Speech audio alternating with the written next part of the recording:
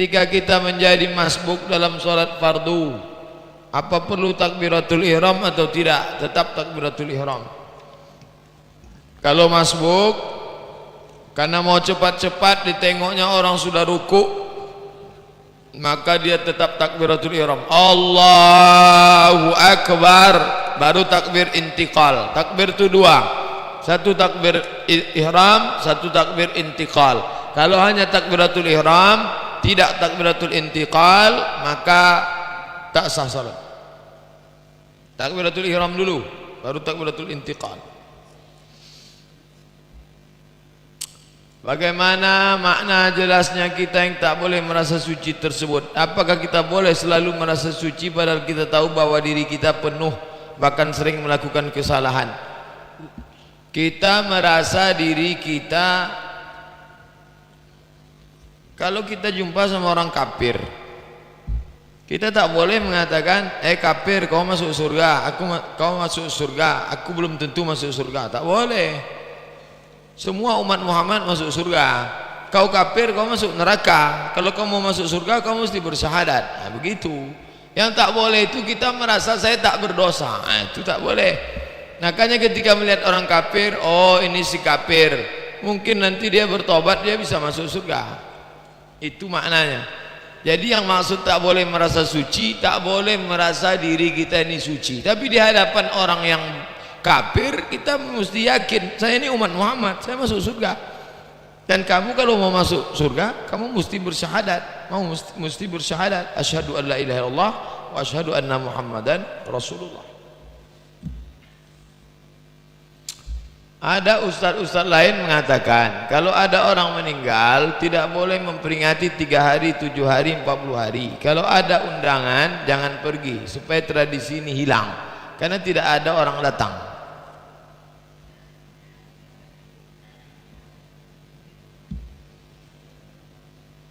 Tradisi 7 hari itu dibuat oleh namanya Atha itu tabi'in, Nabi, sahabat, tabi'in. Tabi'in itu salaf. Jadi tradisi 7 hari itu tradisi salafus saleh. Kalau mau buat ya buat aja. Sedekah makanan, berkirim doa, zikir, tausiah. Jadi bukan tradisi nenek moyang, sakai, suku talang mama, orang Hindu, Buddha. Enggak. Itu tradisi salaf. Kalau mau buat ya buat, kalau tak buat ya tak apa-apa. Tapi menjadikan tradisi sampai orang miskin ngutang beras, ngutang kacang hijau, itu tak betul. Bapak-bapak yang pengurus BSKM, Badan Sosial Kematian, maka kalau ada yang miskin susah kasih tahu dia, kamu jangan ngutang, nanti malam kami insya Allah bawakan kemari. Apa yang bapak bawa? Insya Allah aqua gelas adalah agak 2-3. Jangan sampai orang tradisi sampai mengutang gara-gara itu. Aslinya kita bawakan makanan. Isna'u ta'aman li ali Ja'far, bawakan makanan untuk keluarga Ja'far, karena kematian Ja'far sudah membuat keluarganya susah. Jangan lagi kita datang membuat dia susah. Tapi kalau ada orang kaya mau sedekah makanan, bagus, jangan sampai tak dimakan, karena sedekah untuk orang mati sampai.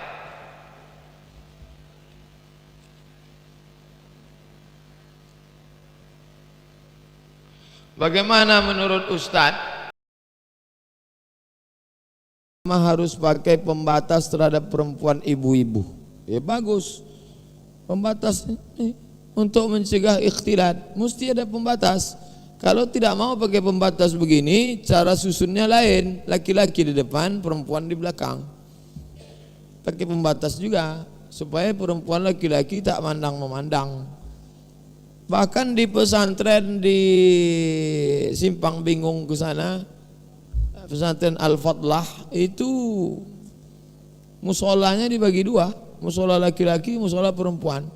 Saya tanya pimpinannya, ini kok musola bagi 2? Pernah kami satukan lain bunyi amin yang laki-laki itu Pak Ustaz?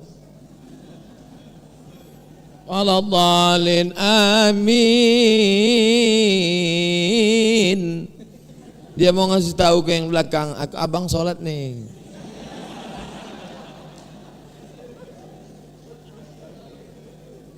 Boleh, bagus pakai pembatas. Tapi kalau sudah pakai batas jangan pandang-mandang tertutup. Ustadz pun tak boleh selalu mandang sana. Maka dari tadi kalau ada ibu bilang, Ustadz kenapa tak terlalu mandang? Saya pernah acara di Al-Falah waktu membahas masalah Syiah. Itu kan in fokus layar yang sebelah kiri itu gelap. Jadi saya selalu memandang ke kanan. Selesai acara masuk SMS. Ustadz tadi bagus acaranya, cuman Ustadz terlalu sering nengok perempuan daripada laki-laki. Aduh. Padahal yang saya tengok itu layarnya karena yang bagus lah. Tak apa-apa, mungkin dia mau bercanda.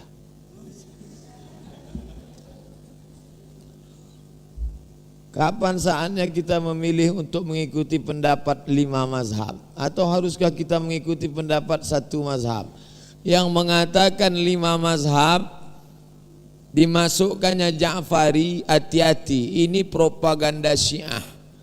Mazhab itu cuma 4, Hanafi, Maliki, Syafi'i, Hambali. Yang memasukkan Ja'fari, Ja'far Shadiq orangnya alim, soleh. Yang jadi masalah bukan Ja'far Shadiqnya, periwayat-periwayat Syiah yang membuat kepalsuan kepada Ja'far Shadiq. Imam Ja'far Shadiqnya bagus. Mazhab 5 yang ditulis oleh orang Syiah itu sudah diterjemahkan bukunya warna. Itu tak betul. Imam Ja'far Shadiqnya bagus. Kasus Syiah ini sama dengan Kristen. Yesusnya bagus, tapi Paulus, Markus, Lukas, Yohanes yang memalsukan riwayat Yesus itu yang rusak. Imam Ja'far Shadiqnya bagus. Orang-orang Syiah yang membuat riwayat palsu dinisbatkannya ke Ja'far Shadiq, itu yang tak bagus. Jadi 4. Haruskah kita meyakini 1 mazhab saja? Kalau ada imam salat subuh dia Bismillahirrahmanirrahim Alhamdulillahi Rabbil Alamin, saat itu dia sedang bermazhab Syafi'i, karena bismillah jahar itu Syafi'i. Pas bangkit dari rakaat kedua, Sami Allahu liman hamidah, Allahu Akbar, tak pakai kunut. Saat itu dia sedang Hambali. Dia tak tahu dia sudah mencampur 2 mazhab. Fatihah hanya dia pakai Syafi'i, kunutnya dia pakai Hambali. Karena Hambali tak pakai kunut subuh. Nah, jadi bolehkah mencampur selama tak membatalkan? Sah. Tapi kalau mencampur yang membatalkan, tak sah.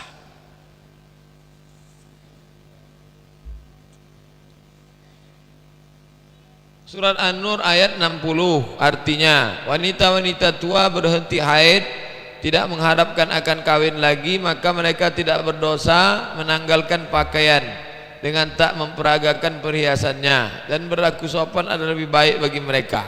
Apa yang dimaksud dengan pakaian luarnya? Maksudnya perempuan-perempuan yang sudah tua yang kira-kira tak membuat orang bersyahwat, maka dia boleh membuka, tidak seketat perempuan yang biasa. Jadi tidak terlalu ketat. Kalau dia yang lain itu ketat sampai kemari, mungkin dia agak terbuka sedikit. Mungkin dia agak terbuka sedikit. Itu maknanya. Karena udah keriput, udah longgar udah. Orang pun menengok. Tapi hati-hati, dunia ini udah mau kiamat. Banyak juga anak lajang bernafsu nengok nenek-nenek. Nama penyakitnya Oedipus kompleks. Justru dia bersahwat nengok nenek-nenek. Kau nampaknya anak gadis, dia cuek aja. Nampaknya nenek menitik air dia.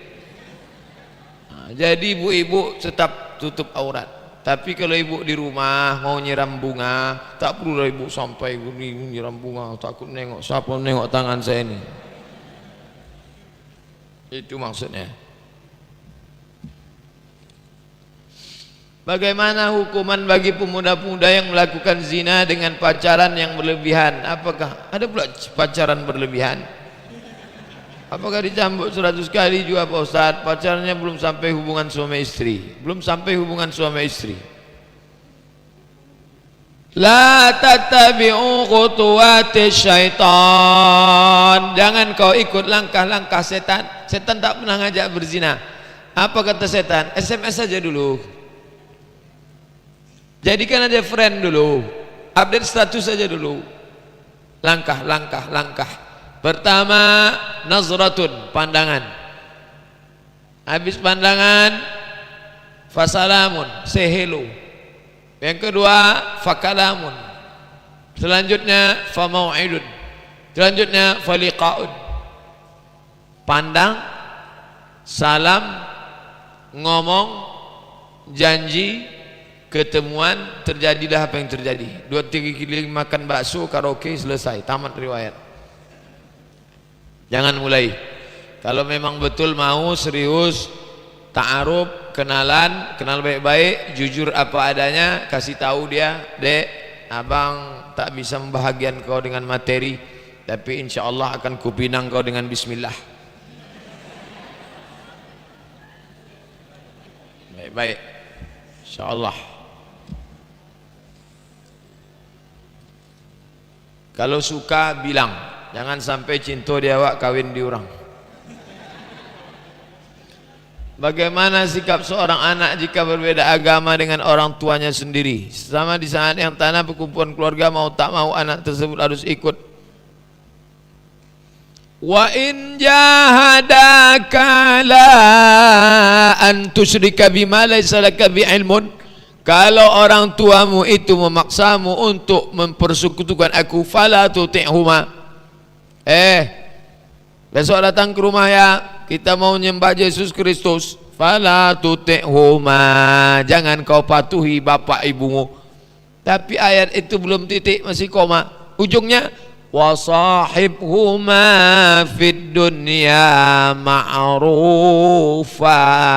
Tetaplah bergaul dengan baik. Memutuskan hubungan? No. Bergaul dengan baik? Yes. Tetap jaga, jangan sampai merusak akidah. Pak Ustadz, bapak saya Kristen, saya mau datang Natalan. Jangan. Beberapa hari setelah itu mau bawa ayam goreng, boleh. Dikasihnya saya makanan, jangan dimakan. Kuahnya aja Pak Ustadz, jangan.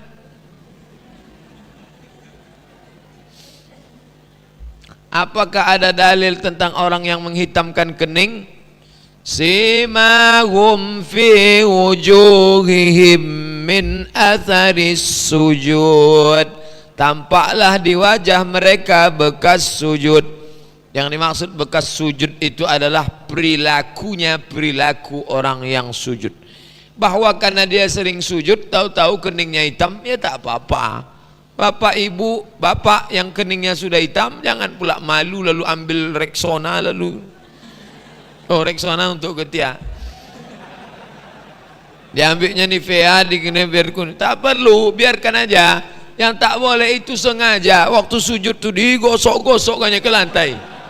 Itu yang tak boleh. Yang sudah hitam jangan malu diriak. Kamu riak nih. Enggak. Yang sudah hitam biarkan aja. Orang Mesir itu bukan hitam, kapalan malah. Karena orang Mesir itu selalu sujud di atas batu. Kalau dia kerja di warung, itu di batu-batu itu dia Allah Akbar, kapalan. Tak apa-apa. Yang tak boleh itu sengaja. Wah, biar nampak orang sholat, gosokkanlah. Udah gosok agak hitam, setiap ngobrol ini gosok-gosok biar hitam. Tak boleh. Ustaz, jamaah sholat di masjid, saya sering perhatikan banyak yang berat bersalaman ke sebelah di dekatnya. Jamaah sebenarnya termasuk apa namanya? Sok suci, sok kaya, atau sok hebat? Suatu perbuatan dilandasi dua hal. Suatu perbuatan dilandasi dua hal. Yang pertama karena keyakinan, yang kedua karena ketidaktahuan. Suatu perbuatan dilandasi dua hal. Pertama keyakinan, yang kedua ketidaktahuan. Ketika dia tidak mau bersalaman setelah sholat, apakah dia berkeyakinan setelah sholat itu haram hukumnya bersalaman, atau dia memang tak tahu hukum salaman? Kita tak tahu dia masuk kelompok yang mana. Maka bersalaman setelah sholat boleh, kata Imam Nawawi, karena hadisnya umum. Mamin muslimaini, dua orang muslim, yaltaqiyani berjumpa, wa yatasafahani berjabat tangan, illa ghufira lahuma, dosanya diampunkan, malam yatafarraqa, sebelum berpisah. Sebelum sholat salaman, setelah sholat salaman, bertemu jumpa salaman, mau pulang salaman, sebelum makan salaman, habis makan salaman, cuci tangan dulu.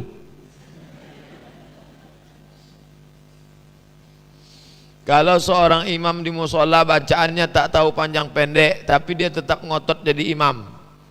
Imam ini termasuk imam apa?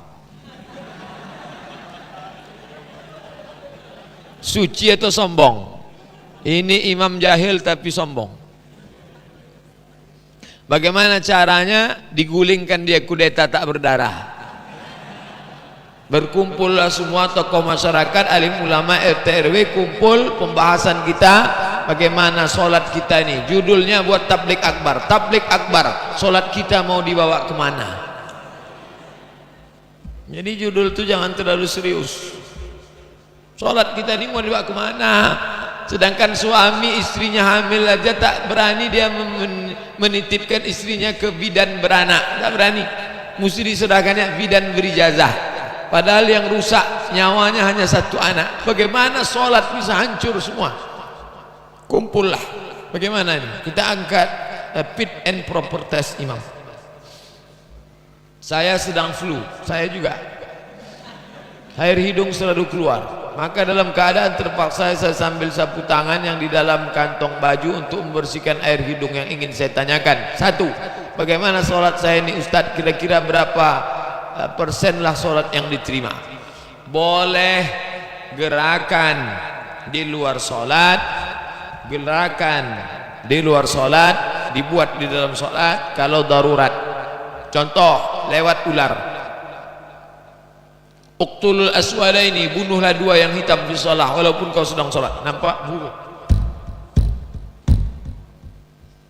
Tak pula sholat, Allahu Akbar, lewat ular, pukul sekali, larilah dia, pukul dia sampai mati. Boleh. Begitu juga keluar dia netes. Macam mana? Ambil sapu tangan, keluar dia lagi, gitu kan lagi. Nah, itu. Nah, boleh. Air ingus itu tak najis. Bahkan orang Mesir itu biasa nyimpan ingus di kantong. Sedang makan, simpan lagi. Saya terkejut. Apa-apaan itu kalau ke Mesir? Nah, biasa. Dua, bagaimana hukumnya kalau kita jadi imam dalam keadaan terpaksa sekali harus menahan kentut atau buang air? Ada yang bisa ditahan. Hukum menahan kentut itu makruh. Kalau dilepaskan batal.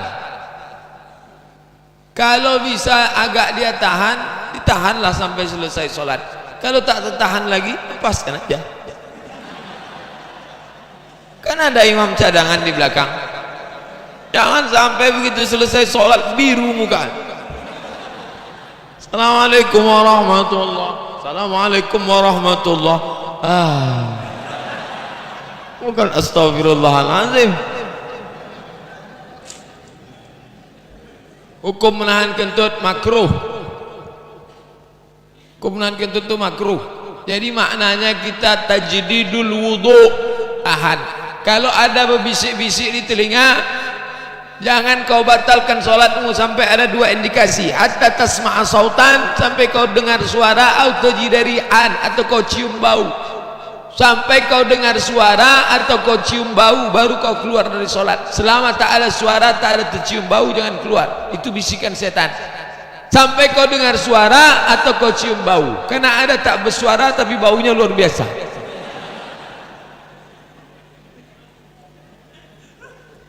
Kira-kira 70 tahun yang lalu, dasuk saya bercerita bahwa tanda-tanda kiamat nanti ada sebagai berikut. Satu, perang saudara sesama Islam akan terjadi. Dua, dunia dalam keadaan kacau balau, Dajjal turun, yang kurang beriman ikut-ikutan. Tiga, turun Imam Mahdi, barulah dunia akan tentram. Empat, zina dilakukan terang-terangan di pinggir jalan, hanya orang beriman saja yang tak mau melakukan. Yang ingin saya tanyakan, apakah betul yang diceritakan datuk saya tersebut? Betul, hadis sahih semua. Kalau tanda-tandanya di atas sudah lengkap, berapa lagi kira-kira akan terjadi? Bukunya Asyratus Sa'ah, ada yang menyebut sampai dibaginya dua, tanda besar, tanda kecil. Kenapa tak sepakat ulama tentang itu, tentang jumlahnya? Lain pengarang, lain jumlahnya. Karena mereka berijtihad. Nabi tak pernah menyebutkan tanda kiamat 5. Dah digabungkan beberapa hadis lalu menghitung Beda cara ngitung, beda jumlahnya. Berapa lagi yang belum? Nabi Isa belum turun, Imam Mahdi belum turun, Ya'juj wa Ma'juj belum nampak.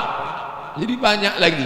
Kita disuruh menghitung tanda, bukan mencermati tanda. Kita disuruh khawatir lalu beramal soleh. Itu maknanya. Jangan sibuk mencari tanda. Sekarang banyak pengajian di Pekanbaru mencari tanda mati. Kalau bergerak telinga sebelah kanan 3 hari lagi mati. Kalau bergerak mata 2 hari lagi mati. Sibuklah dia mencari tanda, bukan sibuk beramal. Kita disuruh sibuk beramal untuk dibawa bekal sebagai mati, bukan sibuk mencari tanda mati. Nah, ini mesti. 2, 3. Saat terjadinya kiamat nanti, apakah di bumi ini masih tetap ada orang-orang yang beriman dan penghafal Al-Quran? La taqumus sa'ah, tak akan terjadi hari kiamat selama di atas muka bumi ini masih ada may yaqulu Allah, Allah. Masih ada orang menyebutkan Allah, Allah. Apa makna Allah, Allah? Masih ada orang yang beriman mengamalkan. Bukan makna kata Allah, Allah. Karena orang kafir Quraisy juga mengatakan Allah. Wal in sa'altahum man khalaqas samawati wal ardi yaquluna Allah. Kalau kau tanya siapa yang menciptakan langit dan bumi, mereka mengatakan Allah. Maknanya Allah di situ, mulutnya mengatakan Allah, dia masih beramal soleh. Ustaz, bagaimana dengan perbedaan akidah yang dianggap menyimpang oleh kelompok tertentu seperti Ash'ari di Mesir yang dianggap sesat oleh Salafi? Ustaz, apakah Salafi yang berkembang saat ini juga ada kelompok-kelompok dan kelompok-kelompoknya? Ya, Ash'ari mentakwilkan Ar-Rahmanu 'alal 'arsy istawa, Allah duduk di atas arash. Itu kan ayat kalau dipahami membingungkan. Bagaimana Allah duduk di atas arash? Orang nanya ke saya, Pak Ustadz, gimana Allah duduk di atas arash? Allah duduk di atas arash seperti saya duduk di atas kursi. Kafir. Orang yang menyamakan Allah duduk di atas arash macam Ustadz duduk di atas kursi, kafir. Kenapa? Karena bertentangan dengan 2 ayat. Laisa kamislihi syai'un, tak ada yang sama dengan Allah. Ayat kedua, walam yakul lahu kufuwan. Lalu bagaimana? Maka salaf dulu 2 tradisi. Golongan salaf 2 kelompok. Yang pertama, salaf mentakwil. Salaf itu mentakwil. Apa kata dia? Allah duduk di atas kursi artinya Allah berkuasa. Dr. Andes Haji Herman Abdullah duduk di atas kursi wali kota 2 periode. Apa duduk aja dia? Tidak. Apa makna dia duduk di atas kursi? Berkuasa. Maka maknanya di situ takwil. Yang satu kelompok lagi tak mau mentakwilkan. Imam Malik tak mau. Ketika ditanya apa arti Allah duduk di atas kursi, wallahu a'lam bishawab, Allah yang tahu maknanya. Kelompok yang pertama takwil, kelompok yang kedua tafwid, menyerahkannya pada Allah. Itulah tradisi manhaj ulama salaf. Jadi tak bisa kita katakan sesat, kafir orang yang mentakwil. Buka buku 37 masalah populer. Dalam pembahasan ayat mutasyabihat saya sebutkan Imam Ibnu Abbas mentakwil, Imam Bukhari mentakwil, Imam Malik mentakwil. Takwil bukan Asy'ari punya. Takwil itu adalah tradisi manhaj salaf. Ustaz, apakah salaf itu terbagi-bagi juga? Ya, di Indonesia ada namanya kelompok salaf Lukman Ba'abduh. Lukman Ba'abduh. Yang satu lagi kelompok Roja. Lukman Ba'abduh memfatwakan haram nonton TV Roja, tak boleh. Tengok, saling berkelahi, hujat menghujat di dalam. Di Pekanbaru ini berapa kelompok? Banyak kelompok. Berapa? Nanti kita bahas 3 mata.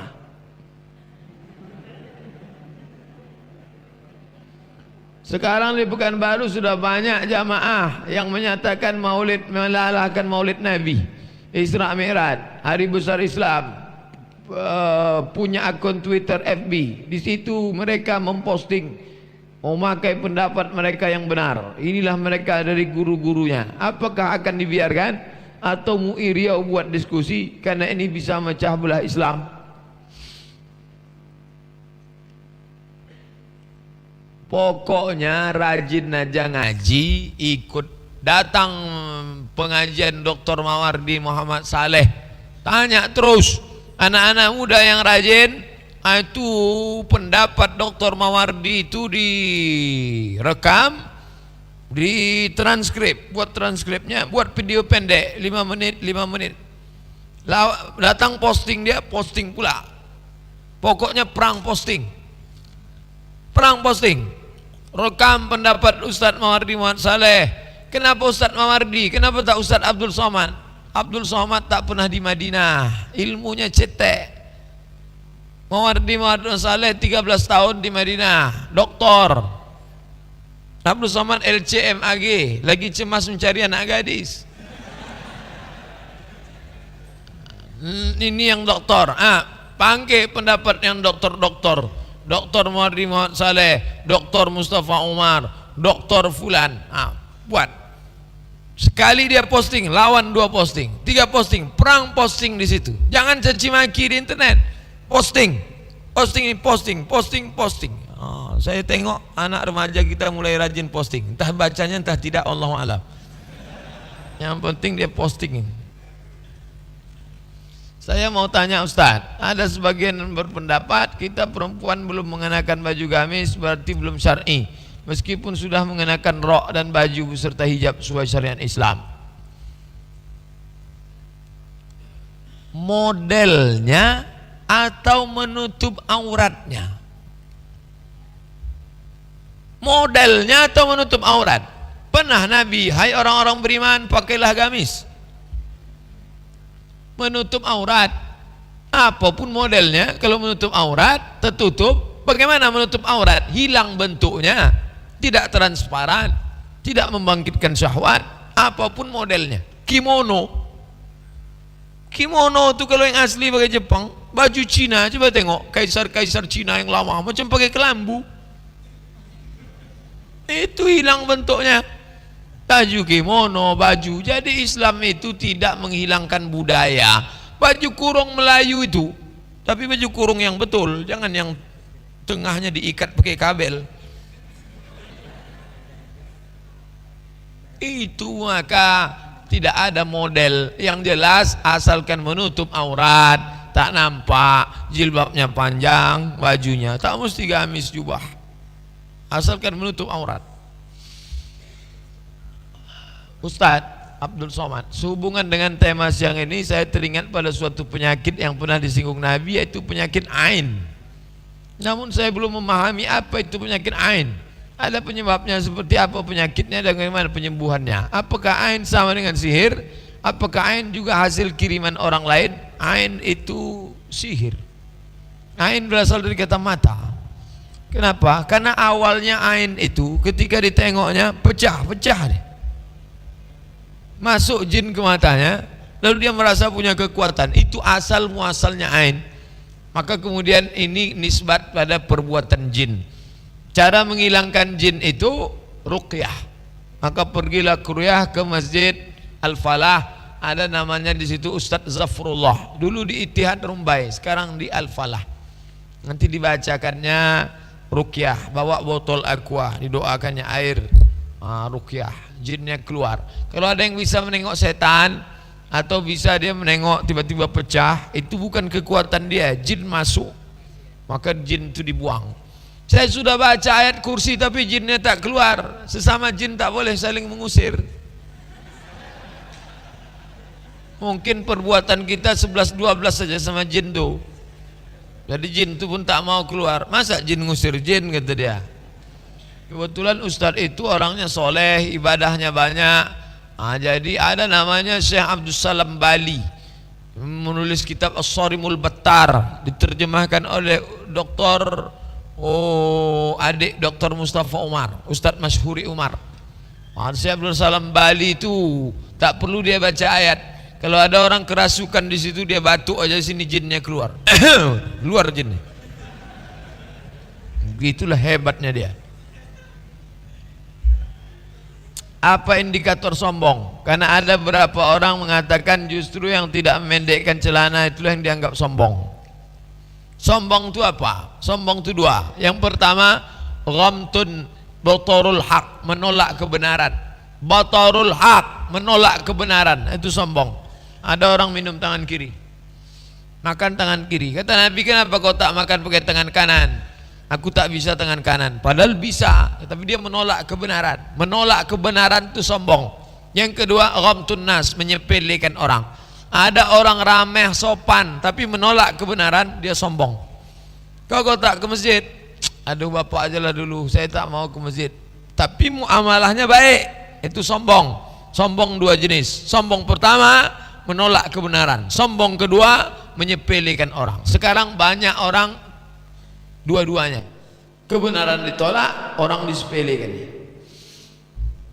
Bagaimana pendapat Ustaz mengenai Wahabi? Karena beberapa referensi ana menemukan dahulu Abdurrahman Muhammad bin Abdul Wahab pahamnya dulu ditolak oleh ulama-ulama dunia. Wahabi diambil dari kata Muhammad bin Abdul Wahab, maka pengikutnya disebut Wahabi. Tapi karena nama itu sudah terlalu buruk, negatif, maka berganti baju menjadi Salafi. Untuk membuat orang supaya tak lupa, maka disebut dengan Salafi Wahabi. Salafi baju baru, Wahabi baju lama. Menyikapi tentang Wahabi ini, ada kelompok yang pertengahan, ada yang ekstrim, ada yang membenarkan sama sekali. Sudah saya bahas dalam buku 37 masalah populer.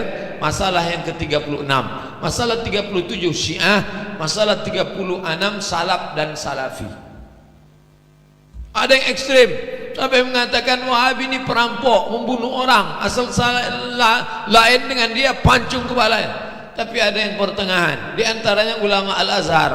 Syekh Atiyah Sokor mengatakan Salafi ini kalau dia tak menyalahkan orang lain, dia masih bisa berdialog. Ini gerakan yang bagus karena dia membahas, membantah TBC, tahayul, bid'ah, khurafat. Bagus.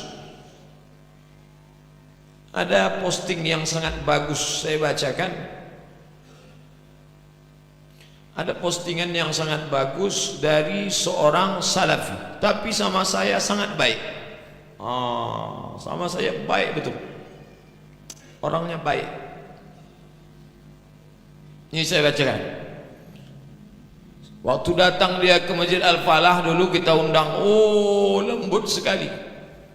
Judul tulisannya nanti saya postingkan. Kritik untuk saudara-saudaraku sesama Salafi. Namanya cari nanti di internet, Muhammad Abdullah Soleh Hadrami dari Malang. Apa bunyi kalimatnya? Kritik untuk saudaraku sesama Salafi. Kita sering mendengar sebuah hadis yang sangat terkenal, umat terpecah 73 golongan, semua masuk neraka, hanya satu golongan yang di surga. Salafi berkeyakinan bahwa satu golongan yang masuk surga itu hanya Salafi saja, yang lain masuk neraka. Menurut kelaikan Salafi, Asy'ari masuk neraka, Maturidi masuk neraka, NU masuk neraka, Muhammadiyah masuk neraka, Habaib masuk neraka, Al-Irsyad masuk neraka, Persis masuk neraka, Jamaah Tabligh masuk neraka, Ikhwan Muslimin masuk neraka. Salafi yang tidak berkeyakinan seperti ini dikeluarkan dari Salafi dan bukan dianggap Salafi lagi. Apalah artinya kita pura-pura baik dan dakwah lemah lembut terhadap tokoh NU, sementara kita berkeyakinan bahwa mereka masuk neraka? Bukankah itu namanya taqiyah? Sama kita dengan Syiah. Saya Muslim Ahlus Sunnah wal Jamaah Salafi. Ini adalah pilihan saya. Semua umat Islam adalah saudara saya, dan saya tidak setuju dan tidak sependapat dengan keyakinan mereka masuk neraka. Saya mengajak teman-teman untuk berpikir kembali dan tidak terus-menerus berada dalam keyakinan seperti itu. Apalah artinya istiqamah kalau kita meyakini keyakinan yang salah? Kita harus jujur bahwa tidak ada kelompok yang sempurna. Kewajiban kita saling mengingatkan, saling menasihati, saling meluruskan, saling mendoakan. Saudara-saudaraku, apa yang saya cintai karena Allah, apabila terjadi perbedaan pendapat, jangan emosional, jangan divonis serta neraka. Alangkah baiknya jika pikiran masing-masing dikomunikasikan dengan baik. Kita harus terus belajar.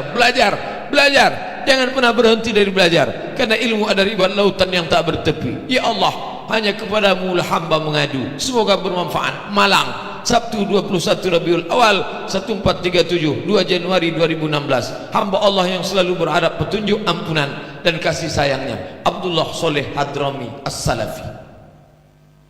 lembut, tapi dia pun dikeluarkan dari salafi.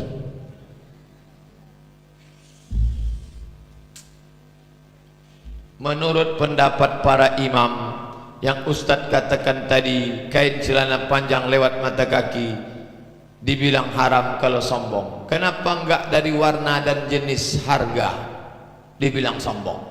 Kenapa mesti ke bawah? Kenapa tidak disebut? Kalau sutra sombong, kalau warnanya kuning sombong, kalau mahal sombong. Kenapa mesti lewat mata kaki? Karena raja-raja Romawi dulu kalau pakai jubah-jubahnya panjang macam jubah Superman campur jubah Batman, panjang.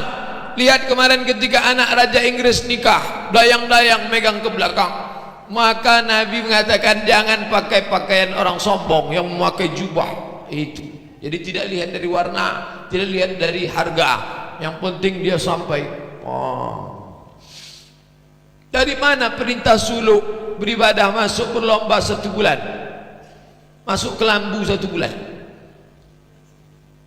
Dari mana perintah suluk masuk ke lambu 1 bulan?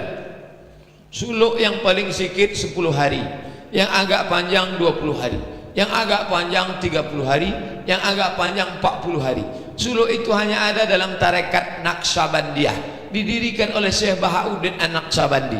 Dia semacam pelatihan, latihan bagaimana supaya zikir tak putus pada Allah. Karena banyak orang zikir tapi tak ingat, yang diingatnya entah siapa tak jelas. Wallah wallah wallah wallah wallah wallah wallah wallah wallah wallah. Siapa yang diingat itu? Maka latihan mengingat. Maka suluk itu sama seperti mengingat. Kenapa tak boleh makan daging? Kenapa tak boleh? Karena kalau dia makan daging, libido seksualnya naik. Maka dia makan telur ayam, makan ikan supaya saat libidonya. Itu namanya riyadhah, latihan. Sama macam orang puasa. Bukan seumur hidupnya tak boleh makan daging, vegetarian. Hanya saat pelatihan itu saja. Kenapa dia pakai kelambu? Karena banyak nyamuk. Dia lebih khusyuk pakai kelambu. Biar dia tak menengok ke sana kemari. Sama macam orang i'tikaf. Orang i'tikaf di Mesir itu pakai khemah namanya, qubbah, kemah. Mereka tak menyebut kelambu karena di Mesir tak ada kelambu. Itu tentang masalah. Jadi dia bukan menambah-nambah agama, metode pelatihan zikir. Bagaimana memasukkan zikir ke dalam hati supaya keluar dari itu zikirnya tak putus. Mau kerja dia tetap zikir, mau di sawah dia tetap zikir, tapi tak bisa mengatakan siapa yang tak bersuluk masuk neraka. Tak bisa. Itu sama metode pelatihan. Bolehkah kita minta diruqyah? Karena dalam hadis disebut 70.000 umatku masuk surga, la yastarqun. La yastarqun, tak minta ruqyah. Baca syarahnya. Yang tak masuk surga itu kalau dia meyakini gara-gara ruqyah inilah. Itu yang tak masuk surga. Gara-gara ruqyah inilah saya selamat. Selamat itu gara-gara Allah. Ruqyah itu hanya usaha. Kalau ibu minta ruqyah tapi keyakinannya bukan karena kuryah, karena Allah, tetap masuk dalam golongan yang tak dihisap. Jangan takut minta ruqyah. Pergi ke Ustadz Zafrullah, minta supaya diruqyah. Abu Bakar Al-Baghdadi mengajak untuk ikut jihad, mengatakan demokrasi syirik. Siapa yang mengatakan hidupnya tak membaiat kepada sang khalifah, maka dia mati jahiliyah. Bagaimana pendapat Islam sebenarnya Pak Ustadz? Mohon pencerahan.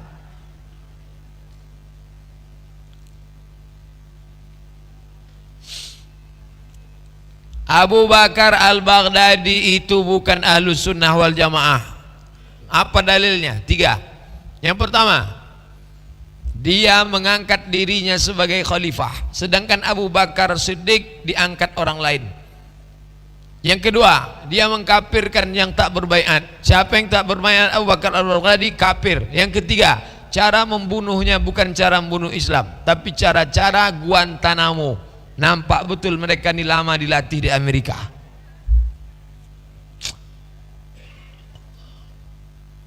Ustaz, terima kasih telah membaca surat saya. Kembali kasih. Saya ikut rohis di kampus. Dari kegiatan rohis banyak sekali aturan yang masuk, baik itu dari kami HTI, Salafi, dan yang terakhir ISIS. ISIS ini mengajak kami untuk membaiat khalifah mereka. Jangan ikut ISIS. Yang sudah menikah boleh ikut ISIS, ikatan suami idaman istri. Kenapa ada hadis yang bertentangan sehingga muncullah ijtihad yang berbeda, menyebabkan umat Islam saling menyalahkan, menganggap paling benar. Itulah ujian beragama. Nabi tak salah. Hadis itu keluar dalam konteks yang berbeda, sebenarnya tidak ada ikhtilaf. Disitulah letak ujian. Ujian sebelum mencari agama, bingung cari agama. Ujiannya Yahya Waloni, bingung mau milih Kristen, Katolik, Islam, Buddha, Konghucu. Ujian Felix Xiao, bingung nyari. Setelah dia masuk, milih lagi kebenaran. Sampai kapan ujian ini berakhir? Sampai Israel datang. Yang tak sabar, calling Israel biar cepat datang. Bagaimana sikap kita kepada orang yang suka ngajak debat masalah khilafiyah, yang dia mengatakan paling benar, terutama di sosmed. Sosmed itu tak bisa diladeni. Kalau dia kirim aja posting, siapkan aja pelor banyak-banyak. Masalah celana, ini postingnya. Rekam Ustadz Mamar di acara Senin Selasa, Mufti menjawab. Mufti menjawab, Mufti menjawab. Amin takkan dia, Ustadz, tolong Ustadz ngomong, kami rekam video 5 menit. Masalah kaki celana, nih. Masalah jenggot, nih. Masalah tahlil, nih. Masalah doa, nih. Masalah sab, nih. Nah, datang dia ngajak debat, kirim. Tak usah diladeni, stres, capek, banyak kerja lain lagi. Berkelahi gara sama istrinya gara-gara itu. Dia emosi, mau dibalas tak nampak, akhirnya istrinya dihamuknya. Apakah Wahabi berbahaya ke akidah kita? Kalau yang ekstrim berbahaya. Kalau yang tak ekstrim macam yang saya baca tadi baik, tak berbahaya. Jadi dia terbagi juga. Ada yang keras, ada yang lunak, ada yang baik, ada yang toleran. Apakah salah ketika habis doa usap muka? Subhana rabbika rabbil izzati amma yasifun wa salamun alal mursalin walhamdulillahi rabbil alamin. Hadisnya ada dalam Sunan Tirmizi. Hadisnya itu dhaif, tapi karena jalurnya banyak maka derajatnya naik menjadi hadisun hasan. Hadis dhaif kalau jalurnya banyak maka derajatnya naik pada hadis hasan. Begitu kata Imam San'ani dalam Subulus Salam. Tak usah bingung. Kalau ada orang melarang, subhanarabbika rabbil izzati amma yasifun wa salamun alal mursalin walhamdulillahi rabbil alamin. Dhaif tu, memang dhaif, tapi kalau belum tahu ceritanya, itu dhaif karena jalurnya banyak, naik derajatnya menjadi hadis hasan. Begitu kata Imam San'ani dalam Subulus Salam. Kalau nanti dipermasalahkannya lagi, besok gitu lagi. Dhaif tu, emang masalah buat lo.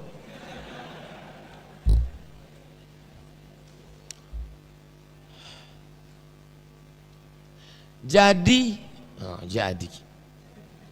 kalau jadi itu kok setelah jadi Islam seperti apa yang harus kita ikuti jika dewasa ini kita dihadapkan dengan perpecahan akidah? Yang mana yang kita ikuti ini? Yang mana ada dalilnya ikut itu?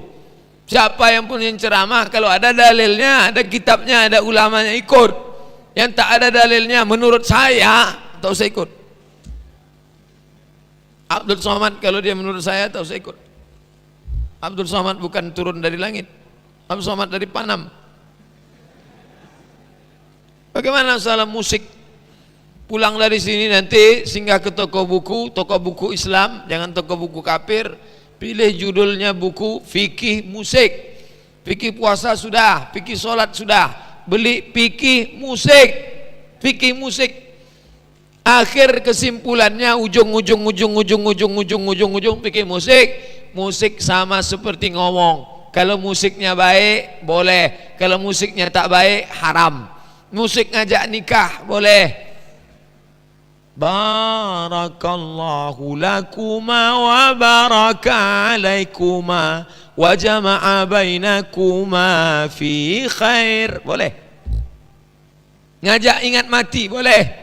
Bila Israel datang memanggil, jasad terbujur di pembaringan, boleh. Tapi kalau ngajak berzina jangan. Cinta satu malam. Lagunya Pak Ustadz Tak boleh nyanyi di masjid, haram. Ustaz, apakah Wahabi itu Salafi juga? Baju lamanya Wahabi, baju barunya Salafi. Pakaikan dua-duanya, Salafi Wahabi.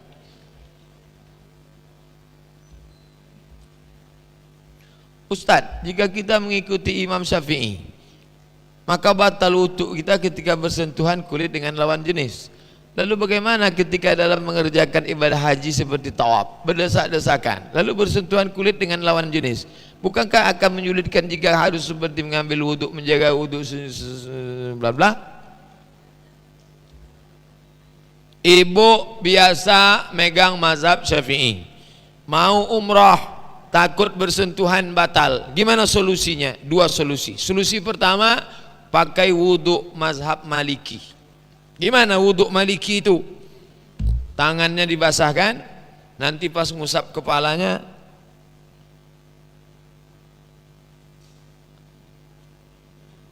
itu saja bedanya. Usap wajahnya sama, ngusap tangan, nyapu tangan sama, pas kepalanya satu kali basah tangan,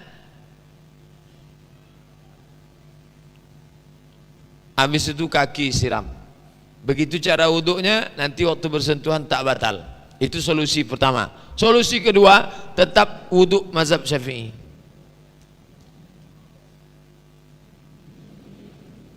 Nanti waktu bersentuhan tak batal. Kenapa tak batal? Karena darurat.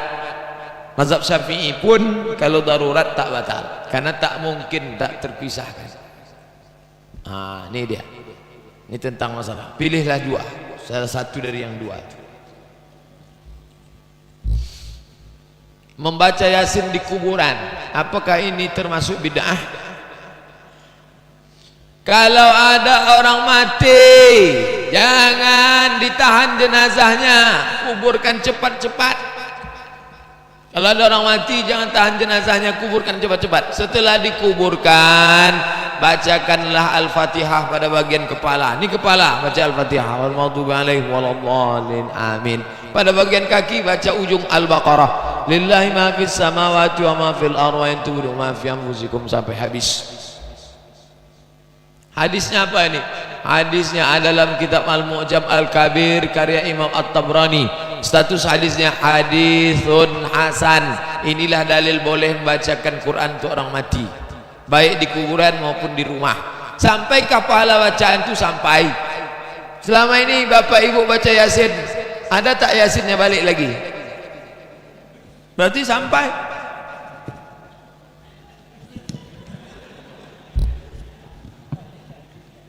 Mengacu pada surat Al-Imran menjelaskan bahwa siapa saja yang mencari agama selain Allah maka dia merugi.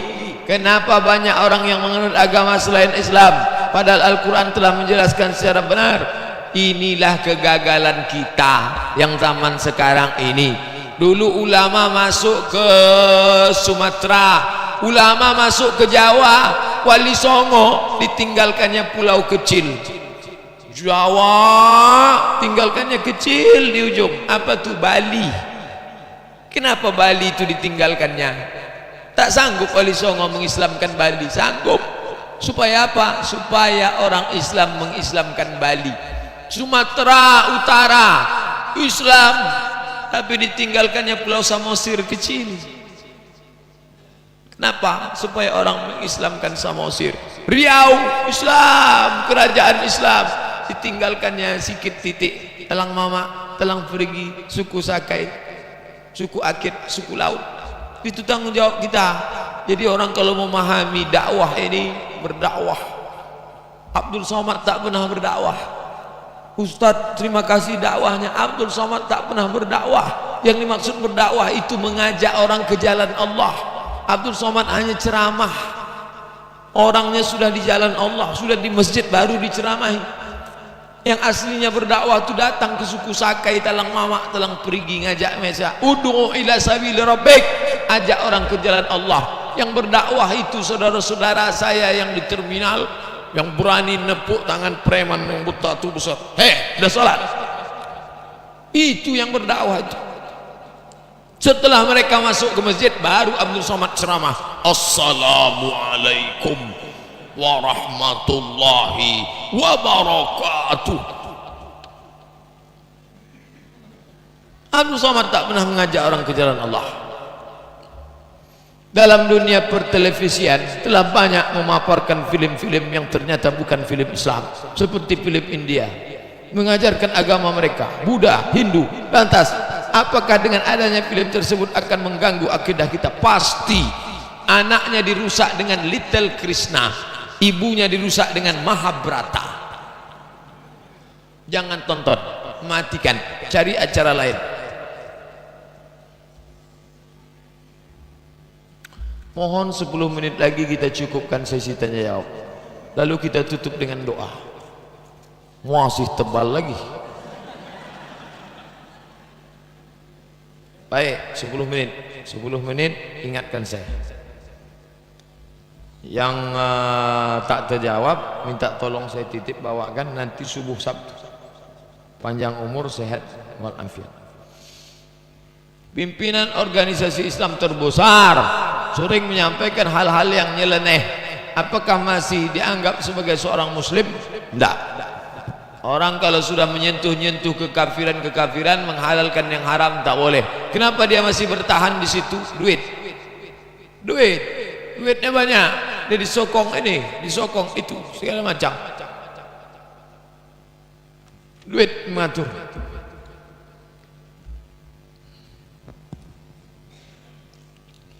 Bolehkah menghadiri undangan ulang tahun? Ulang tahun yang tiup-tiup lilin? Tidak.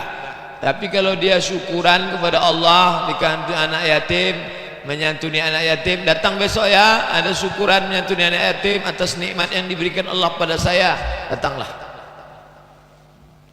Ikan ternak yang diberi makan bangkai, bolehkah dimakan? Pemakan bangkai tak boleh dimakan. Ada sapi yang makan, maaf cakap, sapi yang makan tai tak boleh dimakan. Ada jenis sapi yang pemakan tai tak boleh dimakan. Maka binatang yang makan bangkai itu merusak, tak boleh dimakan. Sekali-sekali makan bangkai tak apa-apa. Dianggap bangkai itu sama macam orang makan jengkol, sekali-sekali tak apa-apa. Tapi kalau dia hobi terus makan bangkai, tak boleh. Dia termasuk kategori buas. Ketika sujud kaki dirapatkan, dibuka saja, berapat atau buka. Dalil, tinggal di masjid membawa kawan ketika waktu sholat, kawan memilih